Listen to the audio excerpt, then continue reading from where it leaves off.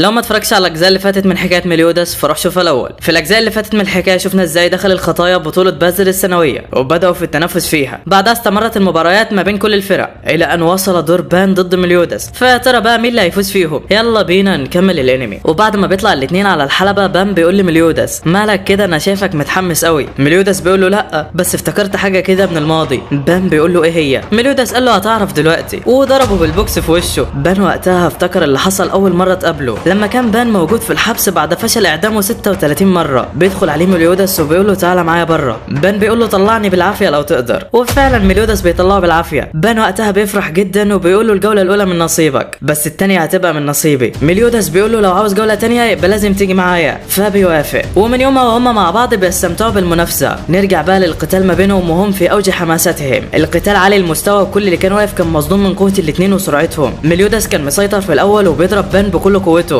بس بان مش سهل برضه. بيستخدم قوته في الانتزاع وبيبدا ياخد طاقه مليودس ويضيفها ليه. فعلا قدره مرعبه. مليودس قدراته الجسديه يكاد تكون اختفت وما عادش قادر يعمل حاجه. بان بيضربه وبيقع على الارض وشكله هيخسر. ديانا كانت بتتفرج وحاولت تمنع بان من ضرب القائد ولكن كينج منعها. مليودس بيقول لها ما تقلقيش انا اللي هكسب. ففي وقتها بان اتحمس بيجمع كل القوه اللي اخدها من مليودس وهوب بيضرب بوكس بيكسر الحلبه من قوته. بس المفاجاه مليودس اللي كان واقف منتصر وبان هو الخسران وكان جسمه مليان بالجروح. قال لا هو ايه اللي حصل؟ وبيتضح بعدها ان بان بعد ما ضرب القائد بالبوكس في بطنه مليودس قام واتفعلت هيئته الشيطانيه كسرت ايد بان وضربه في كل جسمه وده كله في اقل من ثانيه يا صديقي. يا نهار ابيض. كينج وديانا كانوا واقفين مرعوبين من قوه مليودس والكل طبعا كان في ذهول من الموقف. بس بعدها الحكم بيحكم بفوز مليودس وبقوا في قمه السعاده. بيطلع بعدها على ديانا وكينج اللي كانوا لسه مستغربين من اللي حصل وبيقول لديانا تجهز علشان هي اللي عليها الدور. بتديله اليزابيث وبتطلع فعلا على الحلبه واللي هتنافس فيها هاوزر واللي كان ولع من الحماس بعد مشاهدته لبان ومليودس وهم بيقاتلوا. بس من ناحيه تانية كانت فيرونيكا وغريامور بيدوروا على اليزابيث في كل مكان ولكن مش لاقيينها. فيرونيكا في الوقت ده كانت قلقانه جدا عليها وخايفه للخطايا يعملوا لها اي حاجه. نرجع بقى للقتال بتاعنا. بعد ما دخل هاوزر وديانا على الحلبه بيبداوا في الهجوم على بعض والواد بيكون قوي جدا وديانا بتفادي هجماته بكل صعوبه مفكرها خايفه منه بس الحقيقه هي خايفه على الهدوم مش اكتر. يا بنت الجامده. هاوزر بعدها بيتحمس وبيبدا في الهجوم بشراسه اكتر عليها والبنت هدومها كلها باظت. هاوزر بيهجم عليها باعصار تاني وديانا ما بتقدرش تستحمل وبتطير في الجو. مفكر انه كده خلاص هيكسبها ولكن انت بتحلم يا ابني. ديانا بتفعل تقنيتها الحديديه بتنزل عليه وبتكسر عظمه. يا بنت اللعيبه. بعدها بيحكم الحكم بفوز مطرونه في القتال وكانت في قمه السعاده. ننتقل الى القتال الثاني في نصف النهائي وهو مواجهه مليودس ضد كاين. بيطلع الاثنين على الحلبه وشكل كاين دورة حاجه. بيقول لمليودس وهو بيطلع انا كنت شاكك فيك اول ما شفتك. انت زيه وفي نفس طوله ولما سمعت اسمك مليودا فوت اتاكدت منك. انت ابن مليودس صح؟ مليودس بيقول له لا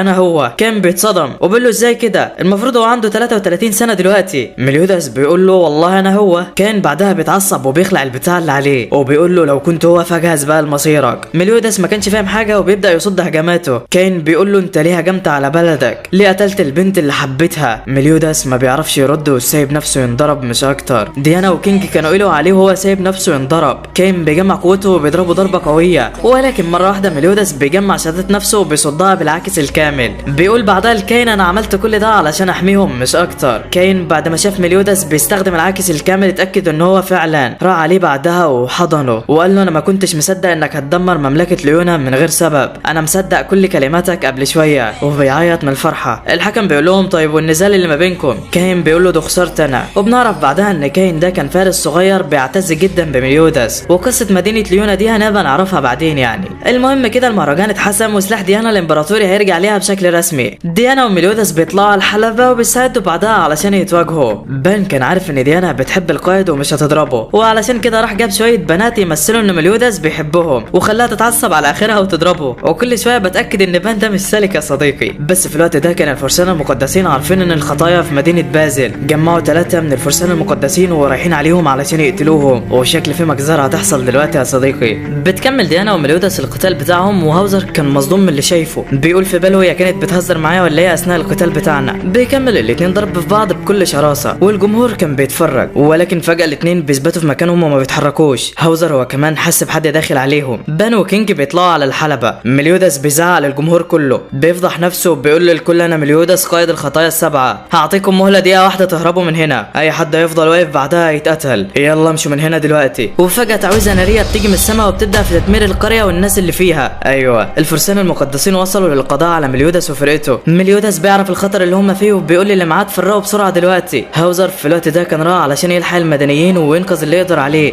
فيرونيكا في الوقت ده كانت قلقانة جدا على اليزابيث وقررت تدور عليها قبل ما يحصل لها حاجة. وغريامور كان عاوز يمنعها ولكن ما قدرش. في نفس الوقت ده بان كان ماشي كده وهوبا رمح جيركو بيخترق قلبه وبيلزقه في الجدار. ها فاكرني؟ بان بيقول لها انت تعرفيني؟ البنت بتضربه وبتوقعه على الارض وبتكسره حرفيا. بتقول له انا اللي استهزأت بيا في سجن باستا واهنتني هناك. غضبي تجاهك خلاني اوصل ليفل تاني من القوه، انا مستحيل اسامحك. غيلا في الوقت ده كانت قابلت مليوداس هي كمان والقت عليه تعويذه ناريه. سلسله من الانفجارات هتفضل تنفجر فيه لحد لما تقتله. هوك كان بيجري في الوقت ده وبيدور على اي مكان يستخبى فيه هو واليزابيث. وهوبا مليوداس وبان طايرين في السماء ومخبوطين قدامه. تم هزيمه كل من بان ومليوداس على ايد الفرسان. مفكرين ان كده محدش قدهم يعني، ولكن جالكوا العو اللي تخافوا منه. كينج مسكهم هما الاتنين وعمل منهم شاورما. بيقول لهم بعدها خلصتوا ولا لسه؟ هوك اخد مليوداس وبان وراح علشان يخبيهم على مكان كويس. ديانا في الوقت ده كانت بتدور بقى على سلاحها الامبراطوري ولكن مش لاقياه. بتشوف بعدها راجل مسن واقع قدامها وبتجري علشان تلحقه. هاوزر بيشوفها وهي بتلحق المسن في الوقت ده وبيستغرب جدا من اللي بتعمله. فارس مقدس تاني بيدخل عليهم بيفعل قوته على ديانا والعجوز وشكله هيقتلهم. ديانا بتحدف العجوز لهاوزر وبتقول له خدوا المكان امن، وبتقع هي في حفره كده جوه الارض وشكلها دي نهايتها ولا يا صديقي. اليزابيث في الوقت ده كانت عماله بتدعي مليوداس يخف وما كانتش ملاحظه ان جسمها بدا يرجع لطبيعته. بتعدي اختها فيرونيكا من جنبها وبتشوفها وهي في الحاله ديت وبتديلها بعدها هدوم تستر بيها نفسها. وبعدين بتفرح جدا انها سليمه وما فيهاش حاجه. بتقول لها فيرونيكا انا سمعت انك اتحالفتي مع الخطايا علشان تخلصوا على الفرسان كلهم. اليزابيث بتقول لها انت فاهمه الموضوع غلط. فيرونيكا بتزعق لها بعدها وبتقول لها فاهمه ايه غلط بالظبط؟ انت بتتعاملي مع شويه وحوش مش اكتر، واكبرهم هو زعيمهم مليوداس وحش وما عندوش اي رحمه. اليزابيث بتتعصب بتحاول تدافع عن مليوداس قدامها بس فيرونيكا ما بيفرقش معاها كلامها. بتاخد ايد اليزابيث ولسه هتمشي بتلاقي مليوداس ماسكها وبيقول لها انا اللي هحميها. فيرونيكا اتصدمت بتطلع بتاعها كده بعدها من ايديها. هندريكسن كان عطالها قال لها اول ما تقربي من مليوداس رددي التعويذه ديت وهو هيتحبس جواها، ودي اداه بتحبس اي حد عنده قدرات شيطانيه. بتقول البنت التعويذه فعلا ومليوداس بيتحبس جواها. اليزابيث بتكون مستغربه من اللي حصل وبتقول لها رجعيه بس دي بتقول لها معرفش بيرجع ازاي. اليزابيث بتحاول تقاوم بس غريامور بيمسكها وبيدخلها جوه الجدار بتاعه وبيقول لها انا اسف بس دي اوامر فيرونيكا. هوك بيحاول يحرر اليزابيث ولكن ما بيعرفش. بان في الوقت ده بيقوم ويهدد غريامور لو ما فكش البوابه هيقتل حبيبته فيرونيكا. وغريامور بيتسمر وما بيكونش عارف يعمل حاجه. من ناحيه تانية كينج بدا يحس ان طاقه مليوداس اختفت وقرر يروح هناك علشان يشوف في ايه. غيلا وجيركو بيحاولوا يمنعوه بس ده غير الكل يابا. بيستخدم الهيئه الرابعه من الرمح الاسطوري بيضربهم بيها ولكن وفجاه الرمح بيتقسم لنصين والبنات بتختفي. كينج اتصدم بيبص كده ما بيلاقيش غير الحكم هو اللي واقف.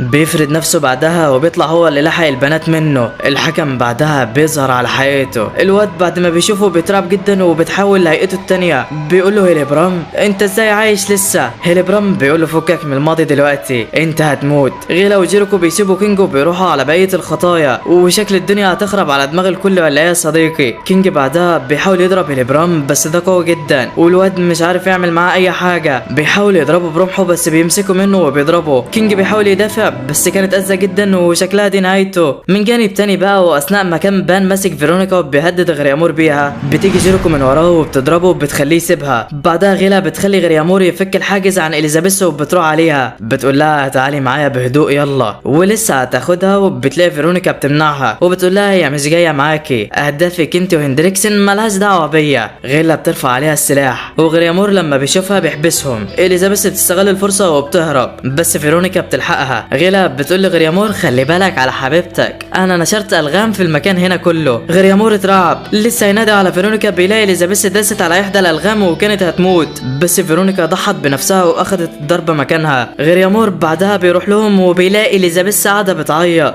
وبتحاول تفوق فيرونيكا باي طريقه. البنت بتفتح عينيها فعلا وبتقول اليزابيث انت كويسه؟ انا اسفه علشان زهقتلك قبل شويه انا بحبك. اليزابيث بتقول لها انا اللي اسفه ما تعتذريش انت على طول كنت بتقفي جنبي وبتحميني حتى وانت صغيره كنت على طول بتحميني. فيرونيكا بتلفظ اخر انفاسها وبتقول لغريامور انا عاوزاك تقف جنبها وتحميها يحميها. غريامور لسه ما ردش وبيلاقي البنت غمضت عينيها وماتت. الواد ما قدرش يستحمل وعينه دمعت من الحسره، طاقته السحريه اتزعزعت والحاجز اللي على غيلا وجيريكو بيفك. بيروحوا بعدها على اليزابيث علشان يقبضوا عليها، بيضربوا غريامور وبيجهزوا علشان يخطفوها. اليزابيث في الوقت ده كانت حزينه جدا وبتنادى على مليودس علشان يلحقها. غيلا بتقول لها صياحك ده ملوش اي لازمه، استحاله يسمعك، بس انت بقى متخيل ان مليودس هيسيبها يا صديقي؟ قولها معاي. لا والله، الحاجز اللي اتحبس فيه مليودس اتكسر، بدات تتسرب هاله مليودس الشيطانيه، المكان كله تغمر بطاقه شيطانيه وبان كان مرعوب. مليودس جسمه كله اترسم عليه علامات غريبه كده والكل كان مرعوب منه. غيلا وجيريكو في الوقت ده حسوا بدماء شيطانيه بتغلي جواهم، لسه ما اتحركوش وبيلاقوا مليودس بيقطع ايد غيلا وبياخد سيفه، بعدها بيلوح بيه كده والمكان بيتدمر. جيريكو كانت قلقانه عليها وراحت علشان تعالجها، بتعمل تعويذه فعلا وسط رعب وخوف من مليودس اللي هيقتلها. بان في الوقت ده كان حاسس بحاجه غريبه من القائد، لسه هيقول لغيلا وجيريكو ما تتحركوش، بيلاقي مليودس بيهجم عليهم وبيشقوا نصين كده في طريقه وشكله ما عادش شايف قدامه. بعدها مليودس بيروح على اليزابيث وهوك بعد ما بيدمر كل اللي حواليهم، بيطمن عليها وبعدين بيتجه الى مكان كينج. واثناء ما كان هيلبرام بيعذب في كينج وهيقتله، بيحس بطاقه مليودس الضخمه وهي بتحتل المكان كله، بينزل عليه بعدها وبيبدا يكسره. هيلبرام ما كانش سهل وعمال بيضرب مليودس برضه. بعدها بيقول لي مليودس انا كده عرفت حقيقتك، انت هجيم من البدايه وعندك قدرات شيطانيه صح؟ مليودس ما بيردش عليه وبيطلع حاجات من جسمه وبيبدا في الهجوم عليه. هيلبرام بيحاول يفادي ضربات يمين وشمال بس ده مش هيسيبك. بينجح هيلبرام مره انه يضرب مليودس بالسيف بتاعه، ولكن العلامات السوداء اللي على جسمه بتحميه، العلامات بتكبر اكتر ومليودس شكله هيخلص عليه. ولكن في وقتها هيلبرام بيقول لمليودس عن سر طاقته، بيقول له انا قدرتي متصله باكتر من 20 فارس مقدس، وطالما انت قادر عليهم يبقى محتاجين اكتر. وفعلا هندريكسن بيعطي جزء من قوته في الرابط، طاقه هيلبرام زادت بدرجه كبيره وقدر يفوز على مليودس بضربه واحده. يا نهار ابيض، شكل هندريكسن ده قوته مهوله باين. المهم هيلبرام بيقول بعدها كل الخطايا كده قد تم سحقهم، ودلوقتي كل اللي انا محتاجه هو السيف بتاعك والاميره. واليزابيث في الوقت ده كانت قلقانه جدا وخايفه على مليودس لا يحصل له حاجه. هيلبرام كمان كان بيلبس الخوذه وبيجهز علشان يقتله،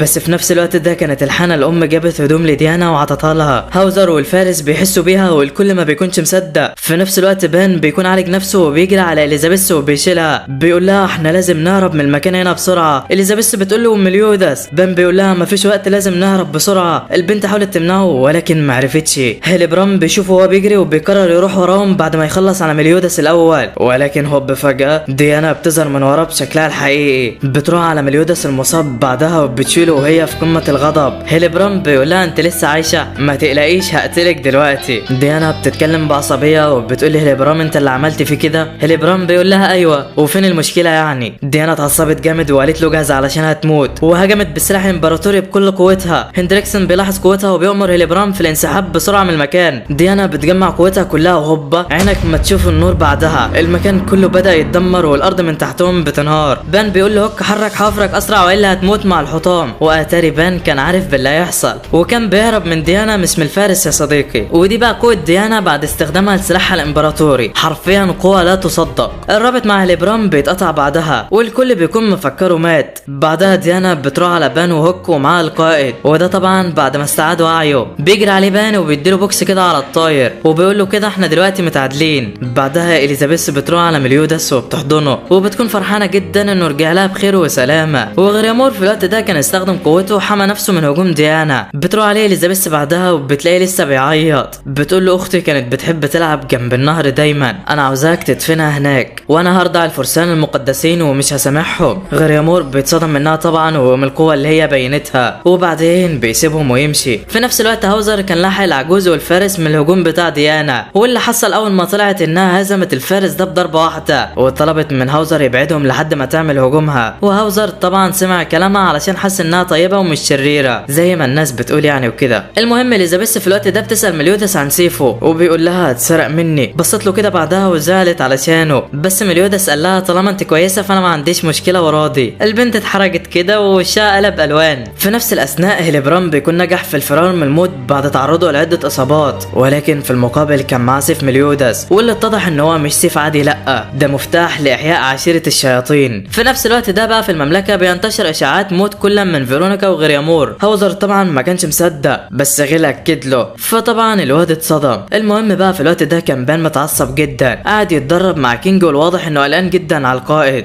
وبيقول مستحيل يكون زي الوحش ده، ويقصد الشيطان اللي قتل إيلاين. بيقول بان بعدها القائد وإيلاين هما الاتنين اللي قبلوا بواحد زيه، مستحيل يطلع زيه، وكان في قمة الحزن وقتها. في نفس الوقت مليودس كان قاعد كده وبيفكر في اللي بيحصل. بيقول ما عادش ينفع تساهل في المعارك بعد كده. بيقطع غصن شجرة وبيقسم بيها جبل قدامه. الكل طبعا اتصدم من قوته وما كانش مصدق، بس مليودس كان ماشي وشكله هيخرب الدنيا. من ناحية تانية في القصة كان في شخص ماشي مع واحد بدرع عملاق وشكله واحد من الخطايا. الدرع بتاعه كان اتضرر من هجوم الفرسان على بازل واتقطع حتة منه كده. المهم الاتنين دول بيروحوا على الغابة وبيقعدوا هناك مع بعض. الواد ابو شعر اخضر ده مسمي نفسه إيلان وبيعتني بالمدرع، واللي باين عليه غلبان جدا وما بيعرفش يتعامل مع حد غيره. إيلان بيجيب له كتب وبيفضل يقراها له علشان المدرع ده بيحبها. في نفس الاثناء بتوصل اخبار لهلبرام عن المدرع وبيشكوا انه واحد من الخطايا ولازم يقتلوه، وعلشان كده هلبرام بيبعت فرقة زئير الفجر علشان تقتله، والمعروفة انها فرقة من اقوى فرق المملكة. المهم جيريكو بتكون متضايقة جدا علشان مش هتروح هي، بس غيلا بتقول لها احنا لازم نرتاح الاول. بعدها غيلا بترجع على بيتها، بتقابل اخوها الصغير والواضح انها بتحبه جدا وشغالة فارسة اصلا علشانه، ولكن وهي بتعتني بيه شوية من الناس في الشارع بيحدفوا البيت بتاعهم بالطوب، وده علشان ابوهم اتهم بخيانة الفرسان المقدسين وهروبه من المعركة، واخوها الصغير كان بيتعرض للتنمر منهم دايما. وغيلا طبعا كانت في قمة الحزن عليه. بتنيموا بعدها كده وبيظهر مشاعر الاخوة ما بينهم. بتطلع بعدها على الناس اللي اتنمرت عليه وبتقتلهم كلهم، وبتقول انا هستحمل اي حاجة علشانك، تقصد اخوها يعني. وفي نفس الوقت ده الخطايا بيكونوا وصلوا على مدينة جديدة وجهزوا علشان يرتاحوا من معركتهم وكده. بيوزعوا نفسهم في المكان وكل واحد هيعمل الحاجة اللي هتناسبه. اليزابيث هتنزل تشتري الاغراض اللي محتاجينها من المدينة، والرجالة هتروح تصطاد حيوانات من الغابة للاكل وكده. اليزابيث بتغطي وشها فعلا وبتروح مع هوك على المدينة. بتقابل إيلان هناك واللي كان مستخبي وكمان من شوية فرسان معديين كده. بيتعرفوا على بعض وبيقول لها انه بيدور على شريط لازق علشان يغطي بيها درع صاحبه. اليزابيث ما بتعرفش تفيده وبعدين بيمشي. في نفس الوقت ده كان مليودس وكينج وبان بيتنافسوا على مين اللي اصطاد اكتر، والدنيا اخر روقان معاهم. بيسمعوا صوت جاي من جوه الغابة وبيجروا علشان يشوفوا في ايه. اول ما بيوصلوا هناك بيلاقوا جثث مغرقة المكان كله ومحدش قادر يتحرك. مليودس بيشوف واحد في الروح كده وبيسأله هو ايه اللي بيحصل. الراجل ده بيقول له ان العملاق المدرع بيقاتل فرقة زئير الفجر وهو اللي ضربهم. مليودس بعدها بيشك ان ممكن يكون واحد من الخطايا وبيجمع الفرقة وبيجري عليهم علشان يلحقوا. فرقة زئير الفجر في الوقت ده بتكون محاوطة المدرع وبيجهزوا علشان يقتلوه، ولكن مليودس وفرقته بيجوا علشان يحموه. الكل بيتسمر مكانه واللي هيتحرك الاول هيخسر القتال. وفي وسط ان الكل كان واقف وخايف يتحرك بيلاقوا إيلان داخل على المدرع وبيتكلم ولا في دماغه. بان بيقول له ايه اللي انت بتعمله ده، انت اتهبلت. الواد مش فاهم حاجة. المدرع اتعصب بيضرب بايده على الارض وفرقة الفرسان بدأت في الهجوم. مليودس بيهجم على واحد فيهم ولكن بينجح يثبته. كينج هو كمان بيتثبت وبان بينضحك عليه هو كمان بوهم كده من صنعهم. بيطلع واحد من الفرسان من وسط الجثث وبيكون مجمع طاقته وخلاص شكله هيقتل المدرع. بيضرب بالسهم بتاعه والكل ما بيكونش فاهم اللي بيحصل، مفكرين خلاص كده ان المدرع مات، ولكن هوب بيتفاجئوا إيلان ماسك السهم بايد واحدة. بيقول لهم وسط المعركة وانشغال الكل بالقتال كان في واحد واقف مستني السهم يجي في المكان اللي هو عاوزه، وهو انا يعني. مليودس بيتصدم من طريقة كلامه وبيقول معقولة؟ ايوه معقولة يا صديقي، خطية الماعز جسر وصل وشكله هيخرب الدنيا. الفرسان اللي كانوا واقفين ما كانوش مصدقين ان ده من الخطايا السبعة، بس اللي رمى السهم قال لهم طالما قدر يمسك السهم المشبع بطاقته السحرية يبقى مش شخص عادي. بان بعدها بيروح على جسر وبيقول له يعني اللي كان جوه الدرع طول السنين اللي فاتت كان انت؟ ده ايه الصدمة ديت؟ جسر بيقول له ايوه، وبيتعرف على باقي الخطايا. بعدها بيسألوا مليودس عن اللي جوه الدرع بداله، بس هو بيقول لهم والله ما اعرف. الفرسان بعدها بيقولوا له خلصت حفلة الترحيب بتاعتك يلا بينا بقى. جسر بيقول لهم يعني مفيش امل خالص انكم تسيبوه في حاله؟ الفرسان قالوا له لا. جسر بيقول لهم تمام وبيقطع راس المدرع بايد واحدة. ايه يا ابن اللي بتعمله ده؟ مش صاحبك ده ولا ايه؟ جسر بعدها بياخد راس المدرع وبيديها للفرسان. بيقول لهم دي لو اتقلبت لمعركة من 3 اطراف الناس في المدينة هتتأذى، فخدوا راس المدرع وكأنكم كملتوا مهمتكم. قائد الفرسان بتعجبه الفكرة وبياخد الراس وبيمشي. العيال بيقولوا له انت موتته ليه؟ انت مش كنت متعاطف معاه ولا ايه؟ جسر قال لهم مفيش الكلام ده وجهزوا علشان هو لسه عايش، وخلي بالكم ده كان بشر عادي. العيال بتتصدم بيتصدم ومحدش بيكون مصدق. الوحش بيبدا يتحول وجسر بيحكي لهم على اللي حصل. بيقول لهم وانا ماشي في مره لقيت شخص عنده طاقه شريره طالعه ولكن جواها طاقه فارس مقدس عادي، بس الطاقه الشريره بتاعته كانت هايجه وعلشان كده لبسته الدرع بتاعي علشان يختم له الطاقه ديت، ولكن نتيجه للاضرار الكتيره من الطاقه ديت الدرع اتدمر ولازم نقتله دلوقتي. بان وميليوداس بيهجموا عليه ولكن الوحش بيضربهم. كينج بيستهزأ بيهم وبيحاول يضربه ولكن بيهزموا برضه. جسر قال لهم سيبوني شويه كده وقتلوا انتم. ميليوداس وبان قرروا القتال بجديه وطلعوا على الوحش علشان يقتلوه، بس في اخر لحظه ميليوداس بيسمع البشري وهو بيترجى ما يقتلوش، فما بيقتلوش فعلا وبيسيب نفسه يتمسك. لسه الوحش هيقتله بيلاقي سهم بيدخل في الراجل وبيثبته. بعدها بان بيستغل الموقف وبيلحق ميليوداس منه. بان بيزعله وبيقول له انت ما قتلتوش ليه؟ كان في ايدك تقتله. ميليوداس بيقول له بس الراجل لسه عايش. بان بيقول له ايه يعني؟ جسر في الوقت ده بيدخل عليهم وبيقول لهم انفيجن او الغزو، دي قدرتي بتدخل اي واحد في ذكرى وبتخليه محاصر جواها. بان بيقول له يعني دي فرصتنا اللي احنا نقتله، انت لسه واخد ماكر زي ما كنت قبل كده. بيكون رايح علشان يقتله فعلا ولكن ميليوداس بيمنعه. بان بيبص له بقرف كده وبيقول له سيبني انا هقتله، وبيستخدم عليه قوته وبيطلع قلبه فعلا. وفي نفس الوقت ده كان كاين وصل على حانة ميليوداس وقابل اليزابيث هناك. الراجل اول ما شافها اتصدم مكانه والدمعة كانت في عينه، وبعدها البنت دخلته جوه. قال لها انا كنت بشبه عليكي بس مش اكتر. اليزابيث بتساله عن مين اللي كان بيشبهها بيها. كاين بيقول لها كان اسمها اليزابيث برضه، شكلك وشبهك وحتى في نفس وشك، حبيبه ميليوداس الاولى. كنا بنقول لها يا ليس دايما، كانت في الاول فارسه لجنود اعداء لمملكتنا ولكن ميليوداس اخدها وخلى الحاكم يعفو عنها. عاشوا مع بعض بعدها وكانوا في قمه السعاده. اليزابيث بتقول لي كاين انا عارفه ان ميليوداس طول عمره طيب وهيساعد اي حد حتى لو كان من اعدائه. كاين بيقول لها طبعا، بس تعرفي هو ليه دايما ما بيستخدمش سيفه؟ اليزابيث قالت له ليه؟ قال لها علشان هو قوي جدا واي مبارز بيدخل قصاده وبيطلع متعور، والسيف ده ليز كانت عاملاه علشان تديهوله ولكن مرضاش ياخده. اديهوله انت بقى يا بنتي. وفي الوقت ده ميليوداس كان متضايق من بان وبيقول له انت قتلته ليه؟ بان بيقول له انا مجرد انهيت حياه شخص بائس ما عادش ليه لازمه. ميليوداس اتعصب ولكن في الوقت ده ما بيكونش الراجل ده مات لسه، ده بيكون عايش في وهم جسر اللي صنعه، وبيطلع ان الراجل ده ابو غيله واخر ذكرياته وهو بيقول لغيله تخلي بالها من اخوها الصغير. وبعدها روحه بتختفي من الوحش نهائي. الوحش بعدها بيدخل في حاله هيجان والكل بيتصدم انه لسه عايش. وبان في الوقت ده عارف انه شيطان هو كمان وعنده اكتر من قلب. اليزابيث وكاين بيسمعوا صوت الوحش في الوقت ده وبيقرروا يروحوا على الغابه علشان يعرفوا في ايه. واليزابيث بتاخد السيف معاها علشان تديه لميليوداس. وفي الوقت ده الشيطان كان اتحول التحول الكامل وشكله يخرب الدنيا. بيهجم على ميليوداس علشان يقتله والواد ما بيتحركش من مكانه. بيفضل يناديله علشان يسمعه بس خلاص مات يا صاحبي. بان بيلحق ميليوداس في اللحظه الاخيره وبياخد الضربه مكانه. كينج بعدها بيحاول يضرب الشيطان بس ميليوداس بيمنعه فبيتشتت انتباهه والوحش بيضربه هو كمان. بان وقتها بيرجع جسمه وبيضرب ميليوداس على دماغه. بيقول له طيبتك الزايده ديت مش هتسبب لك غير الاذيه للناس اللي بتحبها. اليزابيث بتوصل في الوقت ده على المكان وبتدي السيف لميليوداس علشان يقتل بيه. السيف بيطير وميليوداس بيفتكر ليز لما السيف كان معاها. اليزابيث بتقول لميليوداس انا عارفه انك بتخاف على اللي قدامك بس ليز هي كمان كانت بتخاف عليك وعاوزه حمايتك. لو اذيت الوحوش والناس المذنبين خطيئه فانا هشيلها معاك. ميليوداس بيتاثر جدا من الكلام، بيطلع السيف وبيمسكه. بان لسه ملحقش يشوفه بيلاقيه يمسك الوحش وقسمه بالسيف بتاعه. عاش يا قائد والله. بعدها بيطلع من جسم الفارس حاجه كده واتضح انها كانت سبب التاثير ده عليه وهي اللي حولته لشيطان. وكينج في الوقت ده بيعرف ان في تجارب بتحصل في المملكه على الفرسان. غوسر بيستخدم قوته وبيعرف مين السبب الرئيسي وراها واللي هو هندريكسن يعني. بعدها ميليوداس بيروح على اليزابيث وبيشكرها على الكلام اللي قالته وبيقول لها انت حررتني من حاجه دايما كانت على طول مقيداني. ورجع بعدها الكل في قمه السعاده. وبس لحد هنا بيخلص الجزء الثالث من حكايه الخطايا. بس يا ترى بقى ميليوداس هيتصرف ازاي مع هندريكسن؟ ويا ترى ايه اللي هيحصل في الحلقات الجايه؟ استنونا في الاجزاء الجايه من حكايه ميليوداس. ويلا يا عم سلام سلام سلام.